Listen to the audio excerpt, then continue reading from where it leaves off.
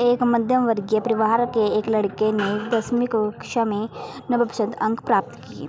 पिता ने मार्कशीट देखकर खुशी खुशी अपनी बीवी से कहा कि बना लीजिए मीठा दलिया, स्कूल की परीक्षा में आपके लाडले को 90% अंक प्राप्त हुए हैं।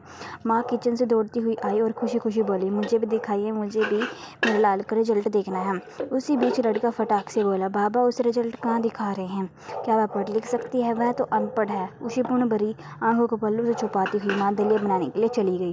कैसे पिता ने देखा और कहा, हाँ बेटा तूने सही ही कहा। जब हमारी शादी हुई थोड़े महीनों में तुम्हारी माँ गर्भवती हो गई।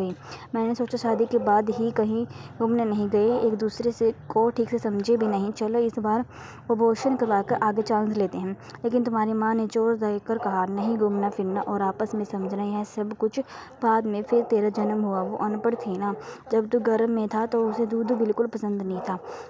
उसने तुझे स्वस्थ बनाने के लिए हर दिन 9 महीने तक दूध पिया, क्योंकि वह अनपढ़ थी ना।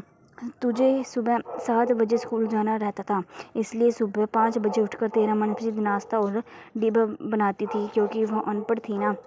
जब तू रात में पढ़ते पढ़ते सो जाते थे तो वह अक्सर तुम्हारी कॉपी और किताब बस्ते में भरकर तुम्हें बिस्तर पर सुलाती थी और उसके बाद ही सोती थी, और रात भर बार बार जाकर तुम्हें ओढ़ने से ढकती थी, क्योंकि वह अनपढ़ थी ना।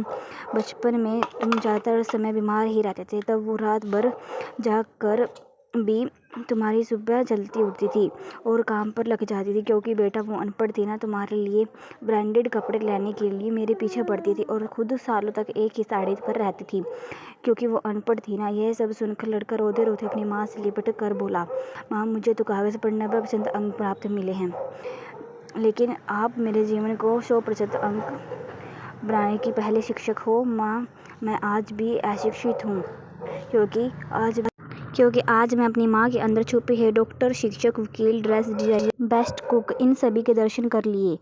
माँ मुझे क्षमा कर दीजिए। धन्यवाद।